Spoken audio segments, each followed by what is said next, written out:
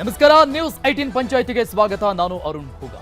ದಿನದ ಪ್ರಮುಖ ಸುದ್ದಿಗಳ ನಿಖರ ವರದಿ, ಯಾವುದೇ ಪಕ್ಷಪಾತವಿಲ್ಲದ ನೇರ ಮಾತು, ನಿಮ್ಮನ್ನು ದಾರಿ ತಪ್ಪಿಸದ ವಿಶ್ವಾಸಾರ್ಹ ವಿಶ್ಲೇಷಣೆ.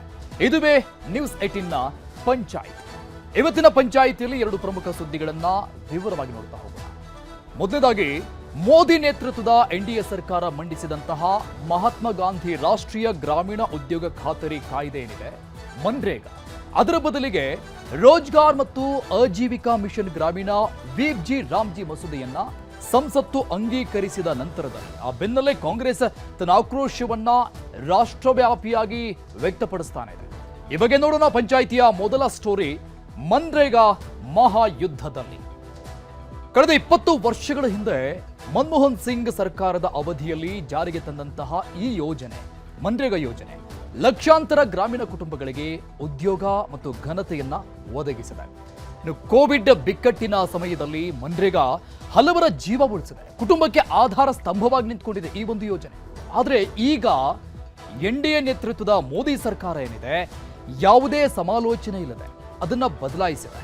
ಸರ್ಕಾರವು ಮನ್ರೇಗಾನ್ನ ಬುಲ್ಡೋಜರ್ ಮೂಲಕ ನಾಶ ಮಾಡಿಬಿಟ್ಟಿದೆ. ಅಂದ್ರೆ ಕೇಂದ್ರ ಸರ್ಕಾರ, ಇದರ ವಿರುದ್ಧ ನಾವು ಹೋರಾಟವನ್ನು ನಡೆಸೋದಕ್ಕೆ ಸಿದ್ಧರಾಗಿದ್ದೀವಿ ಅಂತ ಕಾಂಗ್ರೆಸ್ ಈ ಒಂದು ಅಂಗೀಕಾರ ಆದ ನಂತರದಲ್ಲಿ, ಮಸೂದೆ ಬದಲಾವಣೆಯಾಗಿ ಅಂಗೀಕಾರ ಆದ ನಂತರದಲ್ಲಿ ಪ್ರಬಲವಾದಂತಹ ವಾದವನ್ನ ಮಾಡ್ತಾನೆ ಇದೆ. ಈ ಬಗ್ಗೆ ಮೊದಲ ಹಂತವಾಗಿ ಅಧಿವೇಶನದಲ್ಲಿ, ಅಂದ್ರೆ ಇವತ್ತು ರಾಜ್ಯದಲ್ಲಿ ಕರ್ನಾಟಕದಲ್ಲಿ ಖಂಡನಾ ನಿರ್ಣಯ ಪಾಸ್ ಮಾಡೋಕಂತಾನೆ 5 ದಿನಗಳ ಕಾಲದ ವಿಶೇಷ ಅಧಿವೇಶನವನ್ನು ಕೂಡ ಕರೆಯಲಾಗಿತ್ತು. ಈ ಜಂಟಿ ಅಧಿವೇಶನದ ಮೊದಲ ದಿನಾನೇ ಕರ್ನಾಟಕದಲ್ಲಿ ಇತಿಹಾಸದ ಪುಟ ಸೇರ್ಕೊಂಡಿದೆ. ಯಾವತ್ತೂ ಈ ರೀತಿಯಾದಂತಹ ಒಂದು ಘಟನೆ ಕರ್ನಾಟಕದ ವಿಧಾನಸಭೆಯ ಇತಿಹಾಸದಲ್ಲಿ ನಡೆದೇ ಇರಲಿಲ್ಲ. ಸರ್ಕಾರ ಸಿದ್ಧಪಡಿಸಿದ ಭಾಷಣವನ್ನ ಸಂಪೂರ್ಣವಾಗಿ ಓದದ ರಾಜ್ಯಪಾಲ ಥಾವರ್ ಚಂದ್ ಗೆಹ್ಲೋಟ್ ಅವರು ಕೇವಲ ರಾಜ್ಯ ಸರ್ಕಾರ ಸಿದ್ಧಪಡಿಸಿದಂತಹ ಭಾಷಣದ ಮೊದಲ 10 ಸಾಲು, ಆಮೇಲೆ ಕೊನೆ ಪುಟದ 3 ಸಾಲುಗಳನ್ನ ಮಾತ್ರ ಓದಿದ್ರು. ಎಲ್ಲರನ್ನ ವೆಲ್ಕಮ್ ಮಾಡಿದ್ರು, ಅದಾದ್ಮೇಲೆ ರಾಜ್ಯದ ಬಗ್ಗೆ 2 ಮಾತನಾಡಿದ್ರು, ಅಲ್ಲಿಂದ ನಿರ್ಗಮಿಸಿಬಿಟ್ರು. ಈ ಬಗ್ಗೆ ಈಗ ರಾಜಕೀಯ ಜಟಾಪಟಿ ಮುಂದುವರೆದಿದೆ. ನಾವು ಕಾನೂನಾತ್ಮಕವಾಗಿಯೂ ಕೂಡ ಹೋರಾಟವನ್ನ ಮಾಡೇ ಮಾಡ್ತೀವಿ, ದೊಡ್ಡ ಹಂತದಲ್ಲಿ ಹೋರಾಟವನ್ನ ನಡೆಸ್ತೀವಿ ಅಂತ ಕಾಂಗ್ರೆಸ್ ಈಗಾಗಲೇ ತನ್ನ ನಿರ್ಧಾರವನ್ನು ಕೂಡ ಹೇಳಾಗಿದೆ. ಈ ವಿಚಾರವನ್ನ ನೋಡ್ತಾ ಹೋಗೋಣ ಪಂಚಾಯಿತಿಯ ಮೊದಲ ಸ್ಟೋರಿಯಲ್ಲಿ, ಮನ್ರೇಗಾ ಮಹಾಯುದ್ಧದಲ್ಲಿ. ಇನ್ನು ಪಂಚಾಯಿತಿಯ ಎರಡನೇ ಪ್ರಮುಖ ಸುದ್ದಿ, ಚಪ್ಪಲಿ ರಾಜೀವ ಎಲ್ಲಿ ಅನ್ನುವಂಥದ್ದು. ನಾವು ಕಳೆದ 8-9 ದಿನಗಳಿಂದ ಕೇಳ್ತಾ ಇರುವಂತಹ ಪ್ರಶ್ನೆನೇ ಇದು ಸರ್ಕಾರಕ್ಕೆ, ಇದು ಪೊಲೀಸ್ ಇಲಾಖೆಗೆ. ಒಟ್ಟಾರೆಯಾಗಿ 16 ಪ್ರಕರಣಗಳಲ್ಲಿ ಪೊಲೀಸರಿಗೆ ಬೇಕಾಗಿರುವಂತಹ ಆರೋಪಿ ಈತ ರಾಜೀವ್ ಗೌಡ, ಕಾಂಗ್ರೆಸ್ ಮುಖಂಡ. ಈ ಬಾರಿ ಟಿಕೆಟ್ ಪಡೆದು ಸೋತಿರುವಂತಹ ವ್ಯಕ್ತಿ ನಾಪತ್ತೆಯಾಗಿ ಬರೋಬ್ಬರಿ 9 ದಿನಗಳಾದರೂ ಕೂಡ ಇನ್ನೂ ಪೊಲೀಸರ ಕಣ್ಣಿಗೆ ಬಿದ್ದಿಲ್ಲ. ಇದು ಆಶ್ಚರ್ಯಕರ ಸಂಗತಿನೇ. ಈ ಘಟನೆ ಹಿನ್ನೆಲೆ ನೋಡ್ಬಿಡೋಣ. ರಸ್ತೆಗೆ ಅಡ್ಡವಾಗಿ ಸಿನಿಮಾ ಪ್ರಚಾರದ ಫ್ಲೆಕ್ಸ್ಗಳನ್ನ ಅಳವಡಿಕೆ ಮಾಡಲಾಗಿತ್ತು. ಜಮೀರ್ ಅಹಮದ್ ಅವರ ಮಗ, ಅವರ ಚಿತ್ರ ಏನಿತ್ತು ಕಲ್ಟ್ ಅನ್ನುವಂಥ ಸಿನಿಮಾ, ಅದರ ಶುಭಾಶಯವನ್ನ ಕೋರಿ ಅಳವಡಿಸಲಾಗಿದ್ದಂಥ ಫ್ಲೆಕ್ಸ್ಗಳು, ಇದರಿಂದ ವಾಹನ ಸಂಚಾರಕ್ಕೆ ಅಡ್ಡಿ ಆಗ್ತಾ ಇತ್ತು. ಸಾರ್ವಜನಿಕರೇ ದೂರು ಕೊಟ್ಟಿದ್ರು ಈ ಬಗ್ಗೆ, ಅದರಿಂದ ಆಕ್ಸಿಡೆಂಟ್ಸ್ಗಳಾಗ್ತಾ ಇದೆ, ಸಮಸ್ಯೆ ಆಗ್ತಾ ಇದೆ ಓಡಾಡೋದಕ್ಕೆ ಅಂತ. ಈ ಹಿನ್ನೆಲೆಯಲ್ಲಿ, ದೂರು ಬಂದ ಹಿನ್ನೆಲೆಯಲ್ಲಿ ನಗರಸಭೆಯ ಸಿಬ್ಬಂದಿಗಳು ಕೂಡ ಈ ಫ್ಲೆಕ್ಸ್ಗಳನ್ನ ತೆರವುಗೊಳಿಸಿ ಅದನ್ನೆಲ್ಲ ಕಚೇರಿಗೆ ತೆಗೆದುಕೊಂಡು ಬಂದಿದ್ರು. ಈ ಒಂದು ವಿಚಾರದಿಂದ ಕೋಪಗೊಂಡಿದ್ದಂತಹ ಅರ್ಜಿದಾರ ರಾಜೀವ್ ಗೌಡ, ಯಾಕಂದ್ರೆ ಈ ಫ್ಲೆಕ್ಸ್ಗಳನ್ನ ಹಾಕಿಸಿದಂಥ ವ್ಯಕ್ತಿ ಆತ, ಫೋನ್ ಕರೆ ಮಾಡಿ ಪೌರಾಯುಕ್ತರಿಗೆ ಅವಾಚ್ಯ ಶಬ್ದಗಳಿಂದ ನಿಂದಿಸಿದ್ರು. ಇದು ಸಾಮಾಜಿಕ ಜಾಲತಾಣದಲ್ಲಿ ಸಿಕ್ಕಾಪಟ್ಟೆ ವೈರಲ್ ಆಗಿತ್ತು. ರಾಜೀವ್ ಗೌಡನ ವರ್ತನೆಗೆ ಸಾರ್ವಜನಿಕ ವಲಯದಲ್ಲಿ ಈಗಲೂ ಕೂಡ ಪ್ರೆಸೆಂಟ್ ಆಕ್ರೋಶ ವ್ಯಕ್ತವಾಗ್ತಾ ಇದೆ, ಪ್ರತಿಭಟನೆಗಳು ನಡೀತಾನೆ ಇದೆ. ಹೀಗಾಗಿ ಅವರ ವಿರುದ್ಧ 2 ಪ್ರಕರಣಗಳು ದಾಖಲಾಗಿತ್ತು. ಈ 2 ಪ್ರಕರಣವನ್ನ ರದ್ದು ಮಾಡಬೇಕು ಅಂತ ಅವರು ಹೈಕೋರ್ಟ್ನ ಮೆಟ್ಟಿಲೇರಿದ್ರು. ಈ ಬಗ್ಗೆ ನಿನ್ನೆವರೆಗೂ ಕೂಡ ವಾದ ಪ್ರತಿವಾದಗಳು ನಡೆದು ಅದರ ಆದೇಶವನ್ನ ತಡೆ ಹಿಡಿಯಲಾಗಿತ್ತು. ಆದೇಶವನ್ನ ಪ್ರಕಟ ಮಾಡೋದು ಇವತ್ತಿಗೆ ನಿಗದಿಯಾಗಿತ್ತು. ಇದು ಪ್ರಕರಣದ ಸಂಕ್ಷಿಪ್ತ ಮಾಹಿತಿಯಾಗಿದೆ. ಈ ಹಿನ್ನೆಲೆಯಲ್ಲಿ ಶಿಡ್ಲಘಟ್ಟ ನಗರಸಭೆ ಪೌರಾಯುಕ್ತೆ ಅಮೃತಾ ಗೌಡ ಅವರಿಗೆ ಅವಾಚ್ಯ ಶಬ್ದಗಳಿಂದ ನಿಂದಿಸಿದ ಆರೋಪಕ್ಕೆ ಸಂಬಂಧಪಟ್ಟಂಗೆ ಕಾಂಗ್ರೆಸ್ ಮುಖಂಡ ರಾಜೀವ್ ಗೌಡ ವಿರುದ್ಧ ದಾಖಲಾಗಿರುವಂತಹ ಆ 2 ಕೇಸ್ಗಳೇನಿದ್ದಾವೆ, FIRಗಳಿದ್ದಾವೆ, ಅದನ್ನ ರದ್ದುಪಡಿಸೋದಕ್ಕೆ ಹೈಕೋರ್ಟ್ ಕೊನೆಗೂ ನಿರಾಕರಿಸಿದೆ. ತನ್ನ ಆದೇಶವನ್ನ ಇವತ್ತು ಹೊರಗೆ ಹಾಕ್ತು. ತಮ್ಮ ವಿರುದ್ಧ ಶಿಡ್ಲಘಟ್ಟ ನಗರ ಪೊಲೀಸ್ ಠಾಣೆಯಲ್ಲಿ ದಾಖಲಾಗಿದ್ದ 2 FIR ರದ್ದು ಮಾಡಬೇಕು ಅಂತ ಕೋರಿ ರಾಜೀವ್ ಗೌಡ ಅರ್ಜಿ ಸಲ್ಲಿಸಿದ್ರು. ವಿಚಾರಣೆ ಆಯಿತು. ಹೈಕೋರ್ಟ್ ನ್ಯಾಯಮೂರ್ತಿ ಎಂ ನಾಗಪ್ರಸನ್ನ ಅವರಿದ್ದಂತಹ ನ್ಯಾಯಪೀಠ ಇವತ್ತು ಆದೇಶವನ್ನ ಕೊಟ್ಟಾಗಿದೆ. ಇದಲ್ಲದೆ ಅರ್ಜಿಗೆ ಸಂಬಂಧಪಟ್ಟಂಗೆ ಯಾವುದೇ ಮಧ್ಯಪ್ರವೇಶ ಮಾಡುವಂತ ಅಗತ್ಯ ಇಲ್ಲ ಅಂತ ಪೀಠ ಇವತ್ತು ತನ್ನ ಆದೇಶದಲ್ಲಿ ಸ್ಪಷ್ಟವಾಗಿ ಹೇಳಿದೆ. ನಿನ್ನೆ ಈ ಬಗ್ಗೆ ತರಾಟೆ ತೆಗೆದುಕೊಂಡಿತ್ತು ಅವರ ಪರ ವಕೀಲರಿಗೆ, ಸುಬ್ಬಾರೆಡ್ಡಿ ಅವರಿಗೆ. ಇಂತಹ ಪದಗಳನ್ನ ಆ ವ್ಯಕ್ತಿ ಬಳಸೋದಕ್ಕಾದ್ರೂ ಹೇಗೆ ಸಾಧ್ಯ? ಮಹಿಳೆಯರ ಬಗ್ಗೆ ಆತನಿಗೆ ಗೌರವ ಇಲ್ವೇ ಅಂತ ಇದರ ಜೊತೆಗೆ ಪೊಲೀಸ್ ಅಧಿಕಾರಿಗಳಿಗೆ ಒಂದಿಷ್ಟು ಸೂಚನೆಗಳನ್ನು ಕೂಡ ನ್ಯಾಯಮೂರ್ತಿಗಳು ಕೊಟ್ಟಿದ್ರು. ಇಂತಹ ಸೆಕ್ಷನ್ಗಳನ್ನು ಇನ್ನೂ ಯಾಕೆ ಹಾಕಿಲ್ಲ, ಆ ಸೆಕ್ಷನ್ಗಳನ್ನು ಕೂಡ ಹಾಕಬೇಕಾಗಿತ್ತು ಅಂತ. ಈ ಬಗ್ಗೆ ವಿವರವಾಗಿ ನೋಡ್ತಾ ಹೋಗೋಣ. ಪಂಚಾಯಿತಿಯ ಎರಡನೇ ಸ್ಟೋರಿ, ಚಪ್ಪಲಿ ರಾಜೀವ ಎಲ್ಲಿ ಅಂತ. ಇನ್ನು ಪಂಚಾಯಿತಿಯ ಮೊದಲ ಸುದ್ದಿ ಕಡೆ ಹೋಗೋಣ, ಮೊದಲ ಸ್ಟೋರಿ ಕಡೆಗೆ. ಮನ್ರೇಗಾ ಮಹಾಯುದ್ಧ ಇವತ್ತು ವಿಧಾನಸಭೆಯಲ್ಲಿ ಆದಂತಹ ಆ ಬೆಳವಣಿಗೆಗಳಿದೆ ಅಲ್ಲ, ಕರ್ನಾಟಕದ ರಾಜಕೀಯ ಇತಿಹಾಸದ ಪುಟವನ್ನ ಸೇರಿಕೊಂಡಂತಹ ಗಳಿಗೆ ಇದು. ಯಾಕಂದ್ರೆ ಎಂದೂ ಕೂಡ ಆಗದಿರುವಂತಹ ಬೆಳವಣಿಗೆ ಇವತ್ತು ನಡೆದು ಹೋಗಿದೆ. ಸೊ ಆಸ್ ಎಕ್ಸ್ಪೆಕ್ಟೆಡ್ ಬೆಳಗಿನವರೆಗೂ ಕೂಡ ಏನಾಗಬಹುದು ಅನ್ನುವಂಥ ಒಂದು ಪ್ರಶ್ನೆಗಳು ಎಲ್ಲರಲ್ಲಿ ಇತ್ತಲ್ಲ, ಗವರ್ನರ್ ಏನ್ ಮಾಡಬಹುದು ಅಂತ. ಆ ಬಗ್ಗೆ 99% ಕೂಡ ಅವರು ಇದನ್ನ ಓದೋದಿಲ್ಲ ಅನ್ನುವಂಥ ಅರ್ಥದಲ್ಲಿನೇ ಎಲ್ಲರೂ ಕೂಡ ಚರ್ಚೆ ಮಾಡ್ತಾ ಇದ್ರು ರಾಜಕೀಯ ಪಡಸಾಲೆಯಲ್ಲಿ. ಸೊ ಅದು ಆಗಿದೆ ಕೂಡ. ಈ ಬಗ್ಗೆ ನಾವು ಕಾನೂನಾತ್ಮಕ ಹೋರಾಟವನ್ನು ಕೂಡ ನಡೆಸ್ತೀವಿ ಅನ್ನುವಂಥ ನಿರ್ಧಾರವನ್ನ ಸಚಿವ ಸಂಪುಟ ಸಭೆಯಲ್ಲಿ ಕಾಂಗ್ರೆಸ್ ಕೂಡ ಆ ನಿರ್ಧಾರವನ್ನ ತೆಗೆದುಕೊಂಡಾಗಿದೆ. ಇವತ್ತು ಈ ಒಂದು ಮನ್ರೇಗಾ ವಿಚಾರ, ಜಿ ಬಿಲ್ ಏನಿದೆ ಆ ವಿಚಾರಕ್ಕೆ ಸಂಬಂಧಪಟ್ಟ ಏನೆಲ್ಲ ಬೆಳವಣಿಗೆಗಳಾಯಿತು ಅಂತ ಒಂದು ವರದಿಯಲ್ಲಿ ನೋಡ್ಕೊಂಡು ಬರೋಣ. विधानमंडल के संयुक्त अधिवेशन में आप सभी का हार्दिक स्वागत करता हूं। जय हिंद, जय कर्नाटक। ಕಾಂಗ್ರೆಸ್ ಅವರು ಇಡೀ ಸದನವನ್ನ ಗೂಂಡಾಗಿರಿ ಮಾಡಿದ್ದಾರೆ. ನಾಗ್ಪುರ್ ಯೂನಿವರ್ಸಿಟಿಯಿಂದ ಬಂದಿರತಕ್ಕಂಥ 2 ಅಕ್ಷರವನ್ನ ಓದಿ ರಾಜ್ಯದ ಜನತೆಗೆ ಅಪಮಾನ ಮಾಡಿದ್ದಾರೆ. ಭಾರತೀಯ ಜನತಾ ಪಾರ್ಟಿಯ ಕೆಲವು ಶಾಸಕರು ನನ್ನ ಬಟ್ಟೆಯನ್ನ ಹರಿದು ಹಿಂದೆಯಿಂದ ಹರಿದಿದ್ದಾರೆ. ಮುಂದೆ ಬರ್ಲಿಕ್ಕೆ ಯಾರಿಗೂ ಧೈರ್ಯ ಇಲ್ಲ ಅವರಿಗೆ. ರಾಜ್ಯಪಾಲರು ಕೇಂದ್ರ ಸರ್ಕಾರದ ಕೈಗೊಂಬೆಯಂತೆ ವರ್ತಿಸಿದ್ದಾರೆ. ನೀವೇನು ಒಂದು ಭಾಷಣದಲ್ಲಿ ಬರ್ತಿದ್ದೀರಿ ಅದನ್ನ ಅವರು ತಿರಸ್ಕಾರ ಮಾಡಿದ್ದಾರೆ. ಸಂವಿಧಾನ ಬಾಧ್ಯತೆ ನಡ್ಕೋಬೇಕು, ಖಾಲಿ ಮಾಡಬೇಕು. ಕೇಂದ್ರ ಸರ್ಕಾರದ ವಿಬಿ ಜಿ ವಿರುದ್ಧ ಹೋರಾಡಲು ಕಾಂಗ್ರೆಸ್ ಸಜ್ಜಾಗ್ತಿದೆ. ಮೊದಲ ಹಂತವಾಗಿ ಅಧಿವೇಶನದಲ್ಲಿ ಖಂಡನಾ ನಿರ್ಣಯ ಪಾಸ್ ಮಾಡಲೆಂದೇ ವಿಶೇಷ ಅಧಿವೇಶನವನ್ನು ಕರೆದಿದೆ. ಜಂಟಿ ಅಧಿವೇಶನದ ಮೊದಲ ದಿನವೇ ಇತಿಹಾಸದ ಪುಟ ಸೇರಿಕೊಂಡಿದೆ. ಸರ್ಕಾರ ಸಿದ್ಧಪಡಿಸಿದ ಭಾಷಣವನ್ನ ಸಂಪೂರ್ಣವಾಗಿ ಓದದ ರಾಜ್ಯಪಾಲ ಥಾವರ್ಚಂದ್ ಗೆಹ್ಲೋಟ್ ಭಾಷಣದ ಮೊದಲ 10 ಸಾಲು ಹಾಗೂ ಕೊನೆ ಪುಟದ 3 ಸಾಲು ಓದಿ ನಿರ್ಗಮಿಸಿದ್ದಾರೆ. ಅಷ್ಟೇ ಅಲ್ಲ, ಭಾಷಣದ ಕೊನೆ ಪೇಜ್ನಲ್ಲಿದ್ದ ಜೈ ಸಂವಿಧಾನ್ ಪದವನ್ನೇ ಬಿಟ್ಟಿದ್ದಾರೆ. ಜೈ ಹಿಂದ್, ಜೈ ಕರ್ನಾಟಕ ಅಂದರೆ ಹೊರತು ಜೈ ಸಂವಿಧಾನ್ ಅನ್ನಲೇ ಇಲ್ಲ. विधानसभा के माननीय अध्यक्ष जी, माननीय मुख्यमंत्री जी, माननीय उप मुख्यमंत्री जी, विधान परिषद के सम्माननीय नेता प्रतिपक्ष, विधानसभा के माननीय नेता प्रतिपक्ष और माननीय मंत्रीगण एवं कर्नाटक विधानमंडल के सम्माननीय सदस्यगण, एल्लारिगू नमस्कार। मैं राज्य विधानमंडल के संयुक्त अधिवेशन में आप सभी का हार्दिक स्वागत करता हूं। मुझे कर्नाटक विधानमंडल के एक और संयुक्त सत्र को संबोधित करते हुए हर्ष की अनुभूति हो रही है। कुल मिलाकर राज्य की आर्थिक, सामाजिक और भौतिक विकास की गति 2 गुना करने के लिए मेरी सरकार पूरी तरह प्रतिबद्ध है। जय हिंद, जय कर्नाटक। ಹಾಗಾದ್ರೆ ರಾಜ್ಯಪಾಲರು ಓದೋದಿಲ್ಲ ಎಂಬ ಆ 11 ಪ್ಯಾರಾಗಳಾದ್ರೂ ಏನು? ವಿಬಿ ಜಿ ವಿರುದ್ಧ ಆ 11 ಪ್ಯಾರಾಗಳಲ್ಲಿ ಏನೆಲ್ಲ ಉಲ್ಲೇಖವಾಗಿದೆ ಅನ್ನೋದನ್ನ ನೋಡೋಣ. ಒಕ್ಕೂಟ ವ್ಯವಸ್ಥೆಗೆ ಕೇಂದ್ರ ಸರ್ಕಾರದಿಂದ ಧಕ್ಕೆಯಾಗಿದೆ. ಆರ್ಥಿಕ ನೀತಿಕಾರಕ ವಿಚಾರಗಳಲ್ಲಿ ದಮನಕಾರಿ ನೀತಿ ಅನುಸರಣೆ ಆಗ್ತಿದೆ.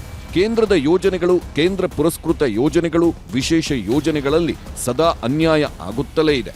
15ನೇ ಹಣಕಾಸು ಆಯೋಗದ ಅವಧಿಯಲ್ಲಿ ಕರ್ನಾಟಕಕ್ಕೆ ಕೇಂದ್ರ ಸರ್ಕಾರ 1.25 ಲಕ್ಷ ಕೋಟಿ ವಂಚನೆ ಮಾಡಿದೆ ಎಂದು ಉಲ್ಲೇಖಿಸಲಾಗಿದೆ. विधानमंडल के संयुक्त अधिवेशन में आप सभी का हार्दिक स्वागत करता हूं। जय हिंद, जय कर्नाटक।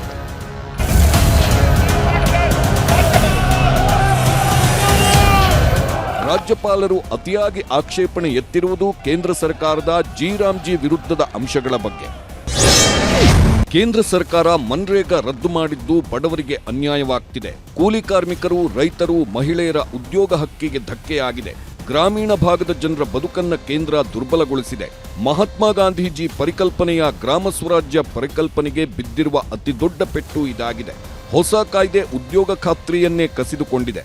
ಕೇಂದ್ರ ಸರ್ಕಾರಕ್ಕೆ ಬಡವರ ಕಲ್ಯಾಣಕ್ಕಿಂತಲೂ ಕಾರ್ಪೊರೇಟ್ ಬಂಡವಾಳಿಗರ ಹಿತಾಸಕ್ತಿಯೇ ಹೆಚ್ಚಾಗಿದೆ. ಕೂಲಿಕಾರರು ಇರುವ ಸ್ಥಳದಲ್ಲೇ ಉದ್ಯೋಗ ನೀಡಬೇಕೆಂಬ ಪರಿಕಲ್ಪನೆಗೆ ಬ್ರೇಕ್ ಹಾಕಿದೆ.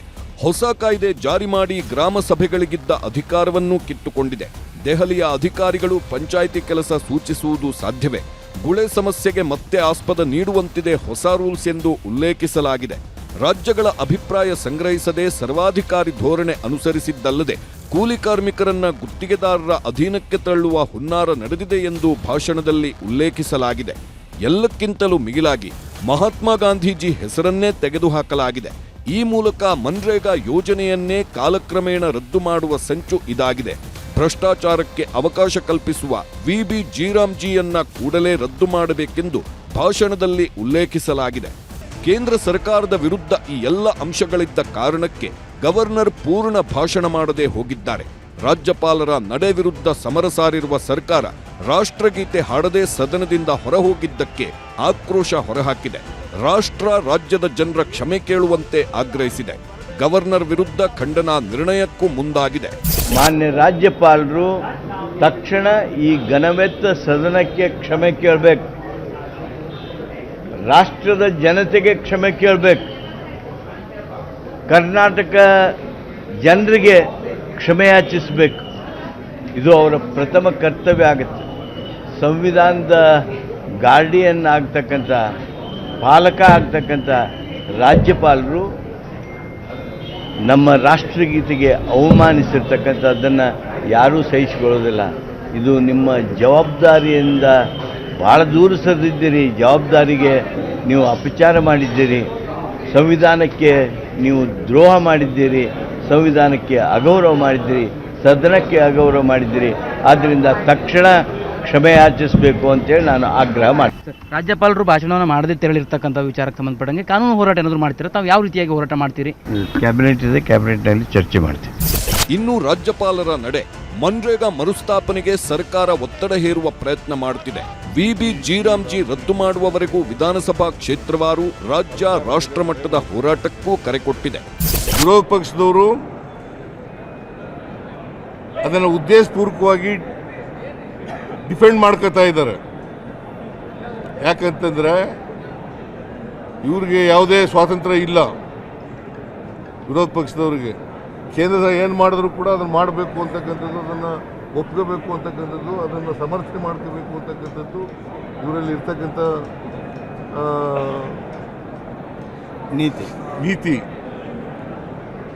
ನೀತಿ. ಅದರಿಂದ ನಾವು ಅದನ್ನು ವಿರೋಧ ಮಾಡಿದ್ದೀವಿ. ಅದನ್ನು ಕ್ಯಾಬಿನೆಟ್ಟು ರಾಜ್ಯಪಾಲರ ಭಾಷಣದಲ್ಲಿ ಸೇರಿಸಿತ್ತು. ಇದನ್ನು ನಮ್ಮ ಸರ್ಕಾರ ಪ್ರತಿಭಟನೆ ಮಾಡ್ತದೆ, ನಮ್ಮ ಪಕ್ಷ ಪ್ರತಿಭಟನೆ ಮಾಡ್ತದೆ, ನಮ್ಮ MLAಗಳು ಪ್ರತಿಭಟನೆ ಮಾಡ್ತಾರೆ, MLCಗಳು ಪ್ರತಿಭಟನೆಯನ್ನು ಮಾಡ್ತಾರೆ. ಇಡೀ ರಾಜ್ಯದಲ್ಲಿ ನಾವು ಹೋರಾಟವನ್ನು ಹಮ್ಮಿಕೊಂಡಿದ್ದೀವಿ. ರಾಜ್ಯಪಾಲರು ಕೇಂದ್ರ ಸರ್ಕಾರದ ಕೈಗೊಂಬೆಯಂತೆ ವರ್ತಿಸಿದ್ದಾರೆ. ಕೇಂದ್ರ ಸರ್ಕಾರ ಅವರ ಮಾಡಿರ್ತಕ್ಕಂಥ ತಪ್ಪನ್ನು ಮುಚ್ಚಿಕೊಳ್ಳಲಿಕ್ಕೋಸ್ಕರ ರಾಜ್ಯಪಾಲರ ಕೈಲಿ ಬೇರೆ ಭಾಷಣವನ್ನು ಓದಿಸಿದ್ದಾರೆ. ಇದು ಸಂವಿಧಾನ ಬಾಹಿರ, ಸಂವಿಧಾನದ ಉಲ್ಲಂಘನೆ. ಅವರ ಕರ್ತವ್ಯವನ್ನು ಪಾಲನೆ ಮಾಡಿಲ್ಲ, ಅವರ ಜವಾಬ್ದಾರಿಯನ್ನು ಪಾಲನೆ ಮಾಡಿಲ್ಲ. ಗಾಂಧೀಜಿ ಹೆಸರನ್ನು ಕೂಡ ತೆಗೆದುಬಿಟ್ಟಿದ್ದಾರೆ. ಇಲ್ಲ, ನಾವು ಕೋರ್ಟ್ಗೆ ಹೋಗ್ಬೇಕು, ಸುಪ್ರೀಂ ಕೋರ್ಟ್ನಲ್ಲಿ ಮೊಕದ್ದಮೆಯನ್ನು ಹೂಡಬೇಕು ಬೇಡವೋ ಅಂತಕ್ಕಂಥದ್ದನ್ನು ವಿಚಾರ ಮಾಡಿ ನಿಮಗೆ ತಿಳಿಸ್ತೀನಿ. ಗೋ ಬ್ಯಾಕ್ ಗವರ್ನರ್, ತಳ್ಳಾಟ ನೂಕಾಟ, ರಣಾಂಗಣವೇ ಆಯ್ತು ವಿಧಾನಸೌಧ ಆವರಣ. ಸರ್ಕಾರದ ಭಾಷಣವನ್ನೂ ಓದದೆ ರಾಷ್ಟ್ರಗೀತೆಗೂ ಮುನ್ನ ವಿಧಾನಸಭೆಯಿಂದ ಹೊರಟ ಗವರ್ನರ್ಗೆ ಕಾಂಗ್ರೆಸ್ ಶಾಸಕರು ಘೆರಾವ್ ಹಾಕಿದ್ರು. ಗವರ್ನರ್ ಅಡ್ಡ ಹಾಕಲು ಯತ್ನಿಸಿದ ಶಾಸಕರನ್ನ ಮಾರ್ಷಲ್ಗಳು ಎಳೆದು ಹಾಕಿದ್ರು. ಗೋ ಬ್ಯಾಕ್ ಗವರ್ನರ್ ಎಂದು ಕೂಗಿದ್ರು. ಈ ವೇಳೆ MLC ಹರಿಪ್ರಸಾದ್ ಬಟ್ಟೆ ಹರಿದ್ರು ಕೆಲವರು. ಬಿಜೆಪಿ ನಾಯಕರೇ ಬಟ್ಟೆ ಹರಿದಿರೋದು, ಮುಂದೆ ಬರಲು ಆಗದೆ ಹಿಂದಿನಿಂದ ದಾಳಿ ಮಾಡಿದ್ದಾರೆ ಎಂದು ತೀವ್ರ ತರಾಟೆಗೆ ತೆಗೆದುಕೊಂಡರು. ಗವರ್ನರ್ ಅವರು ಇವತ್ತು ಸಾಂಪ್ರದಾಯಿಕವಾಗಿ ಬಂದು ಏನು ಸರ್ಕಾರ ಕ್ಯಾಬಿನೆಟ್ ಅಲ್ಲಿ ತೀರ್ಮಾನ ಮಾಡಿ ಸಂದೇಶವನ್ನ ತಯಾರು ಮಾಡಿ ಕೊಟ್ಟಿದ್ರು, ಅದನ್ನು ಸಂಪೂರ್ಣವಾಗಿ ತಿರಸ್ಕರಿಸಿ ಅವ್ರದೇ ಆದ ಭಾಷಣವನ್ನು ಓದಿದ್ದಾರೆ. ಅವ್ರ ರಾಜ್ಯಪಾಲರು ಮಾಡಿದ್ದಾರೆ ಏನು ಅಂತ ಹೇಳಿದ್ರೆ, ನಾಗ್ಪುರ್ ಯೂನಿವರ್ಸಿಟಿಯಿಂದ ಬಂದಿರತಕ್ಕಂಥ 2 ಅಕ್ಷರವನ್ನ ಓದಿ ಇಡೀ ಕರ್ನಾಟಕ ರಾಜ್ಯಕ್ಕೆ, ರಾಜ್ಯದ ಜನತೆಗೆ ಅಪಮಾನ ಮಾಡಿದ್ದಾರೆ. ಅದರಲ್ಲಿ ನಾವು ಪ್ರತಿಭಟನೆ ಮಾಡೋ ಸಂದರ್ಭದಲ್ಲಿ ಭಾರತೀಯ ಜನತಾ ಪಾರ್ಟಿಯ ಕೆಲವು ಶಾಸಕರು ನನ್ನ ಬಟ್ಟೆಯನ್ನ ಹರಿದು ಹಿಂದೆಯಿಂದ ಹರಿದಿದ್ದಾರೆ. ಮುಂದೆ ಬರ್ಲಿಕ್ಕೆ ಯಾರಿಗೂ ಧೈರ್ಯ ಇಲ್ಲ. ಅವ್ರಿಗೆ ರಣಹೇಡಿಗಳು, ಬ್ರಿಟಿಷರ ಬೂಟ್ ನೆಗ್ದವ್ರು ಭಾರತೀಯ ಜನತಾ ಪಾರ್ಟಿಯವರು, RSS ಅವರು ಮುಂದೆ ಬಂದು ಹೋರಾಟ ಯಾವತ್ತೂ ಮಾಡ್ಲಿಕ್ಕೆ ಅವ್ರಿಗೆ ಧೈರ್ಯ ಇಲ್ಲ. ಗವರ್ನರ್ ಮೂಲಕ ಕರ್ನಾಟಕ ರಾಜ್ಯದ ಹೆಸರಿಗೆ ಮಸಿ ಬಳ್ಳಿಕ್ಕೆ ಪ್ರಯತ್ನ ಮಾಡ್ತಾ ಇದ್ದಾರೆ. ಇಂಥ ವ್ಯವಸ್ಥೆಯನ್ನು ಖಂಡಿಸ್ತೇವೆ. ರಾಜ್ಯಪಾಲರು ಸಂವಿಧಾನ ಬದ್ಧತೆಗೆ ನಡ್ಕೋಬೇಕು, ಇಲ್ಲಿಂದ ಖಾಲಿ ಮಾಡಬೇಕು. ಇದು ಕರ್ನಾಟಕ ಕನ್ನಡಿಗರ ಹಕ್ಕು ನಮ್ದು. ಇವರು ಓದ್ಸಕ್ ಕರ್ಕೊಂಡ್ಬಂದು ನಾವೆಲ್ಲ ರಾಜ್ಯ ಸರ್ಕಾರ ವ್ಯವಸ್ಥೆ ಇದ್ದಾಗ ಇವರು ರಾಜಭವನಕ್ಕೆ ಹೆಸರು ಬದಲಿ ಮಾಡುದು, ಶಿಕ್ಷಕ ಕಾಯ್ದೆ ಮಾಡುದು, ಮಹಾತ್ಮ ಗಾಂಧಿ ಯೋಜನೆನ ಜಾರಿ ಮಾಡ್ತಕ್ಕ ವಿರೋಧ ಮಾಡ್ತಕ್ಕಂಥದ್ದು, ಇದನ್ನ ಯಾರು ನಾವು ಸಹಿಸಕ್ಕಾಗಲ್ಲ. ಈ ಮಧ್ಯೆ ರಾಜ್ಯಪಾಲರ ನಿರ್ಗಮನ ನಡೆ ಬಗ್ಗೆ ಆಡಳಿತ ಹಾಗೂ ಪ್ರತಿಪಕ್ಷಗಳ ಮಧ್ಯೆ ವಾಗ್ಯುದ್ಧವೇ ನಡೆದಿದೆ. ರಾಜ್ಯಪಾಲರದು ಕೇಂದ್ರ ಸರ್ಕಾರದ ಅಣತೆ ಅಂತ ಕೆಲಸ ಮಾಡಕ್ ಬಂದವರ ಇಲ್ಲಿ. ನಿಮ್ಮ ಅಭಿಪ್ರಾಯ ಏನು? ಬಿಜೆಪಿ ಅವರ ಅಭಿಪ್ರಾಯ ಏನಂದ್ರೆ ಕೇಂದ್ರ ಸರ್ಕಾರದ ಅಣತೆ ಅಂತ ಕೆಲಸ ಮಾಡಲಿಕ್ಕೆ ನಾವು ನಮ್ಮ ಅಭಿಪ್ರಾಯವನ್ನ ರಾಜ್ಯಪಾಲರು ಓದಲೇಬೇಕಲ್ಲ. ನಮ್ಮ ಅಭಿಪ್ರಾಯ ಏನಿದೆ ಅಂತ ಸರ್ಕಾರದ ಅಭಿಪ್ರಾಯವನ್ನ ತಿಳಿಸ್ತೀವಿ ನಾವು. ಅದನ್ನ ರಾಜ್ಯಪಾಲರು ಹೇಳಲೇಬೇಕಲ್ಲ ರಾಜ್ಯದ ಜನಕ್ಕೆ. ಬಿಜೆಪಿ ಅವರದಕ್ಕೆ ಅವ್ರಿಗೆ ಶಕ್ತಿ ಇಲ್ವಾ ಡಿಫೆಂಡ್ ಮಾಡ್ಕೊಳ್ಳೋಕೆ? ಬಿಜೆಪಿ ಅವರಿಗೆ ವಿರೋಧ ಪಕ್ಷದಲ್ಲಿ ಇಲ್ವಾ ಬಿಜೆಪಿ ಅವರು? ಅದನ್ನ ಅವ್ರು ಡಿಫೆಂಡ್ ಮಾಡ್ಕೋಬೇಕು. ಹಂಗಂತ ರಾಜ್ಯಪಾಲರನ್ನೇ ವಿರೋಧ ಪಕ್ಷದ ಲೀಡರ್ ತರ ಮಾಡ್ಕೊಂಡ್ಬಿಟ್ರೆ ನಾವೇನ್ ಮಾಡಕ್ಕಾಯ್ತದೆ? ವಿಧಾನಸಭಾ ಅಧಿವೇಶನದ ಕಲಾಪದಲ್ಲೇ ಇವತ್ತು ಒಂದಿನ ಕರಾಳ ದಿನ. ಇವತ್ತು ಕಾಂಗ್ರೆಸ್ ಸರ್ಕಾರ ಈ ಅಧಿವೇಶನವನ್ನ ಒಂದು ಕರಾಳ ರೀತಿಯಾಗಿ ನಡೆಸಿದ್ದಾರೆ. ಗೌರವಾನ್ವಿತ ರಾಜ್ಯಪಾಲರು ಅವರ ಕರ್ತವ್ಯ ಏನಿದೆ, ಸಂವಿಧಾನದ ಅಡಿಯಲ್ಲಿ ಕೇಂದ್ರ ಮತ್ತು ರಾಜ್ಯ ಸರ್ಕಾರಗಳ ಸೇತುವೆಯಾಗಿ ಕೆಲಸ ಮಾಡೋದು ಅವರ ಕರ್ತವ್ಯ. ಆ ಕರ್ತವ್ಯ ರೀತಿಯಾಗಿ ಕೆಲಸವನ್ನ ಮಾಡಿದ್ದಾರೆ. ಆದರೆ ಇವತ್ತು ಗವರ್ನರ್ ಅವರು ಅವರ ಮಾತುಗಳಲ್ಲಿ ಅದನ್ನು ಲೇ ಮಾಡಿ ಧನ್ಯವಾದ ಹೇಳಿ ಹೊರಟಿದ್ದಾರೆ. ಇದರಲ್ಲಿ ತಪ್ಪೇನಾಗಿದೆ?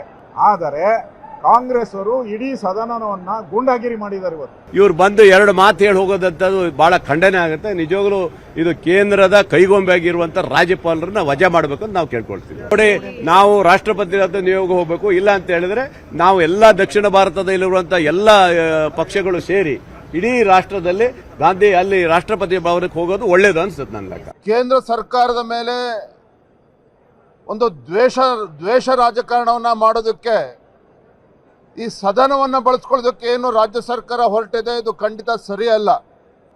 ಇವತ್ತು ಈ ಕಾಂಗ್ರೆಸ್ ಸರ್ಕಾರ ಪ್ರಜಾಪ್ರಭುತ್ವದ ಕಗ್ಗೊಲೆ ಮಾಡುವಂತ ಕೆಲಸ ಮಾಡಿದ್ದಾರೆ. ಒಂದು ಒಕ್ಕೂಟದ ವ್ಯವಸ್ಥೆಗೆ ಧಕ್ಕೆ ತರುವಂತ ದಾರಿಯಲ್ಲಿ ಇವತ್ತು ರಾಜ್ಯ ಸರ್ಕಾರ ಸಾಗ್ತಾ ಇದೆ. ವಿಧಾನಸೌಧದಲ್ಲಿ ಹೀಗೆಲ್ಲ ಆಗ್ತಿರೋವಾಗಲೇ ನಾಳೆಯ ಸದನದಲ್ಲಿ ವಾಗ್ಯುದ್ಧಕ್ಕಾಗಿ ಸರ್ಕಾರ ಹಾಗೂ ಪ್ರತಿಪಕ್ಷಗಳು ಸಜ್ಜಾಗುತ್ತಿವೆ. ಸಚಿವ ಸಂಪುಟ ಸಭೆ ಮಾಡಿರುವ ಸರ್ಕಾರ ತಂತ್ರ ರೂಪಿಸಿದೆ. ಬೆಂಗಳೂರಿನ ಖಾಸಗಿ ಹೋಟೆಲ್ನಲ್ಲಿ ಜಂಟಿ ಶಾಸಕಾಂಗ ಪಕ್ಷದ ಸಭೆ ಮಾಡಿರುವ ಬಿಜೆಪಿ ಜೆಡಿಎಸ್ ರಣತಂತ್ರ ರೂಪಿಸಿವೆ.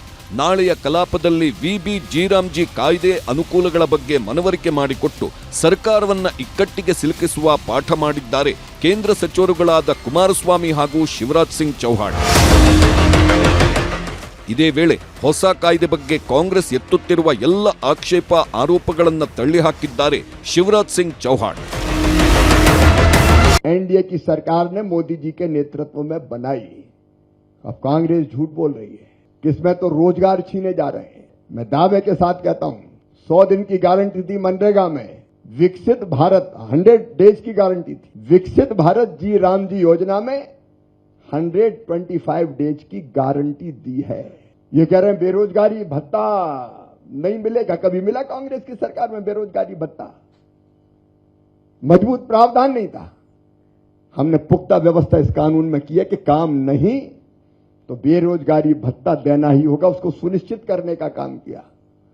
पेमेंट नहीं होते थे कांग्रेस के नेताओं ने उस जमाने में कहा. सिद्धरामैया जी, ये पार्लियामेंट का बनाया हुआ कानून है जिसमें 100 के बजाय 125 डेज की गारंटी दी गई है.